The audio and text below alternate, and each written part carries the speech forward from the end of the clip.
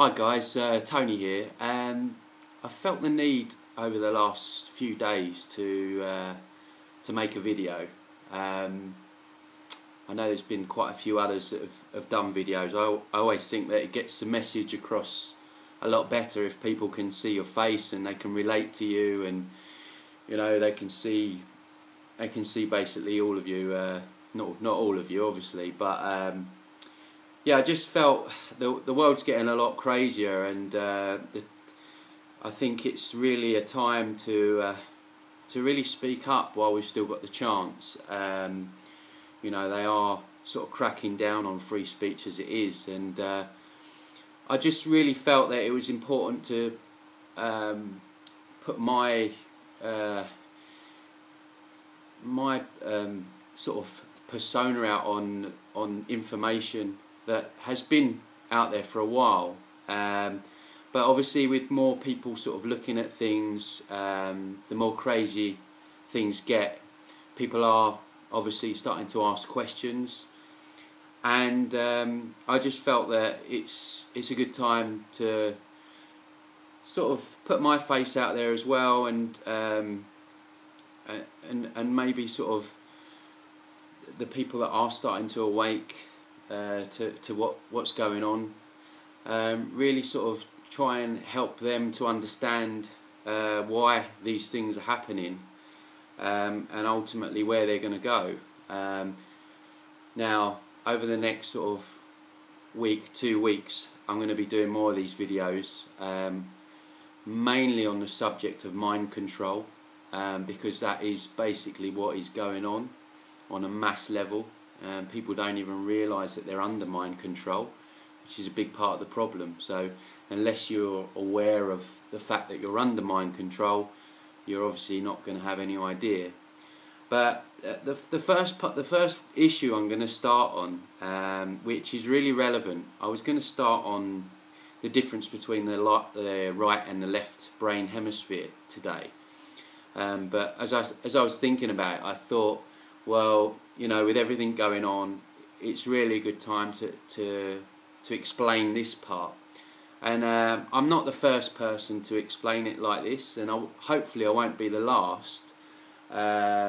It's basically the whole idea of problem, reaction, solution,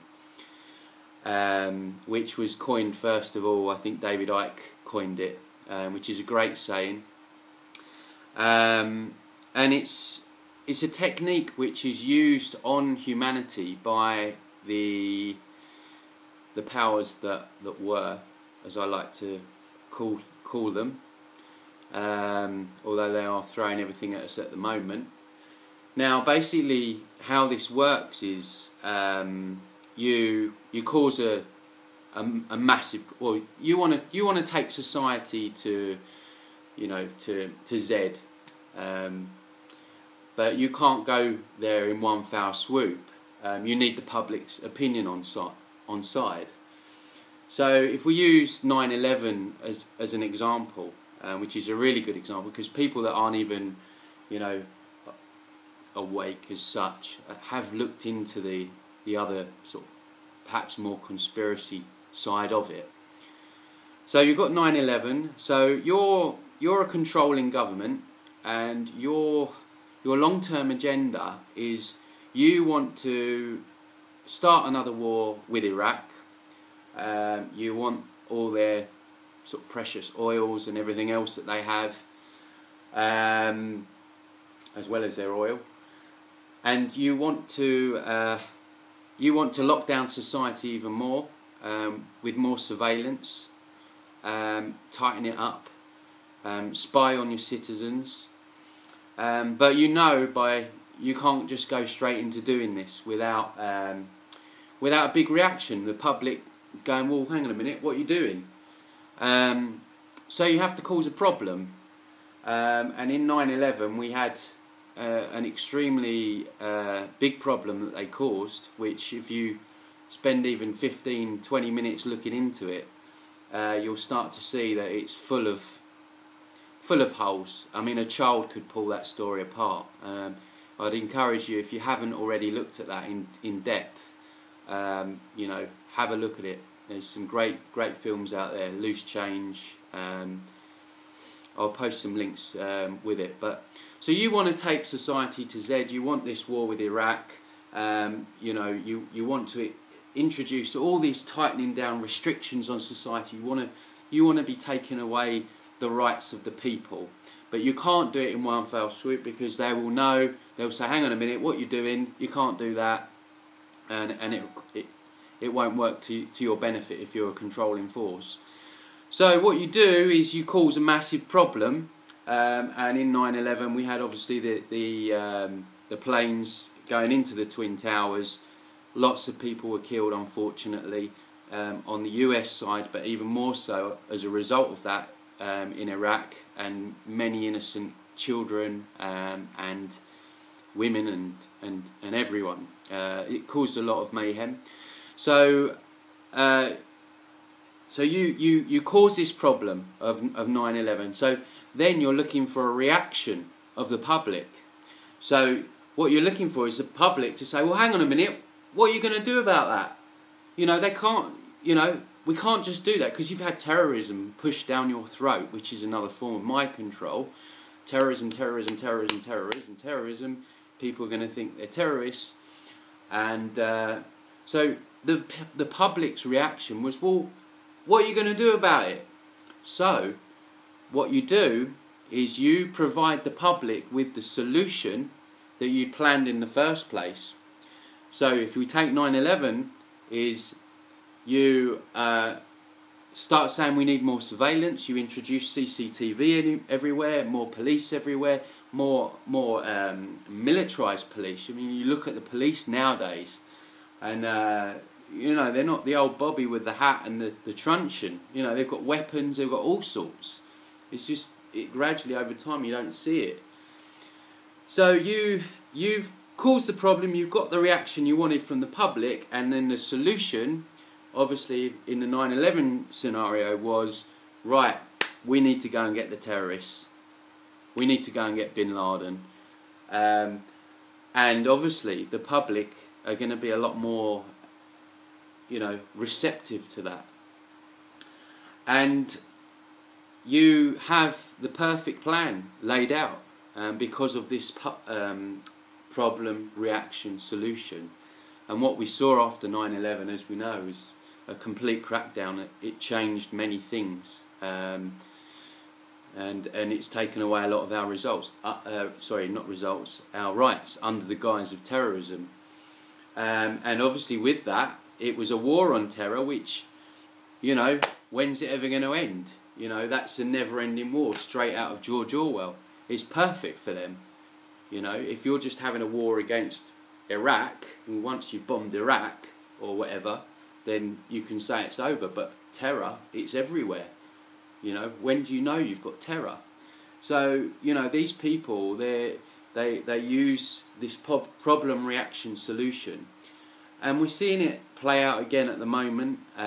There's been a number of, you know, what we call false flags, where things have happened, and, you know, they're already providing the solutions. They're already, I mean, the main one lately is the Paris one, which I've got to say is a big distraction with what's going on with Prince Andrew and the royals. I don't think we should get drawn too much into that, but nevertheless, it's a classic case of problem, reaction, solution, whereby they're already talking about taking away rights. And, you know, if you look into what they want to do long term, which I'd completely encourage you to do if you haven't already, with their plan of a new world order, a microchipped population, this is another stepping stone towards that. And they're constantly creating these events to provide the solutions that they want, which suit their agenda. It's very clever. But that is the first part of how they progress society to the direction they want to. And the other way is, again, this is David Icke's words. He describes it best. He describes it as the totalitarian tiptoe. So basically what this is again, you want to take a society from A to Z, but you know that by going straight from A to Z in one fell swoop, the public are going to wake up and they're going to, they're going to ask questions. They're going to go, well, what's going on? You can't just do this.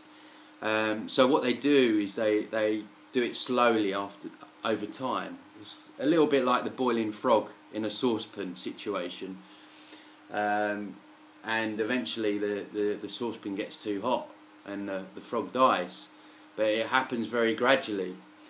And yeah, so what they do is they'll slowly, instead of going one foul swoop over time, they'll take a right here away, a right there, a slight amendment here. You can't do this there, you can't do that, and you start to see it as time goes on. I mean, I'm 35 now, and the rights and freedoms that have slowly been diluted or taken away altogether, just in, I'd say, 15 years since I was about 20, are massive. And so they do it very slowly over time and over years. And we're getting to a point now where we're on the brink of, not even being able to think without being arrested, basically. So it's vital that we start speaking up and we educate people and we have these conversations with people, and maybe it means that people might think you're a bit mad, or you're a little bit crazy, or you're a conspiracy theorist, or whatever. But I think the time's come with. I think even if you're not necessarily aware of what is going on in depth, it's still worrying times. And I think it's a time where people that are aware of this sort of stuff and are sitting on the sidelines. We need your help. We need everyone's help, because it's our world. Our world's being destroyed. Our rights and freedoms are being taken away. And I haven't got kids myself, but I've got a niece and nephew, and we surely owe it to them, because who knows where this will be in 10, 15 years. This isn't scaremongering. This is just saying, look, guys, come on. There's stuff we need to act on, that we're all in this together. And there comes a point where you've got to sort of maybe turn the X factor off or whatever and think, well, hang on a minute, I'm a citizen of this world. What am I contributing? What am I bringing to the table? What am I going to say to my kids when I'm 50, 60, 70, and the world's, where we've got no freedoms, we can't do anything. So this is where we're at, and I'm not sort of putting anyone down or scaremongering. As frustrated as I get, and many others get with it, it's just really a time where it's time to look at things, and start questioning things, because unfortunately it's not everything that's cracked up to be, and it's certainly not everything that the media will tell you. But yeah, that's pretty much for this video. I wanted to cover the problem reaction solution and the totalitarian tiptoe, which again, as I say, they're not my ideas. I didn't come up with them. They've been spoken by many people before me, but I hope that there'll be many other people that will speak about it. But that is how they manipulate society to get them into a direction they want to go. But as I say, I'm going to do a set of these videos that's going to cover a range of mind control techniques, that are used upon us. You may not even think you're under mind control, but you know, more than likely you are in one way or another. And yeah, I've set up a YouTube account, Tony Sayers, and yeah, I hope you enjoyed this video, and yeah, I hope to do many more and help spread the word. Okay, cheers.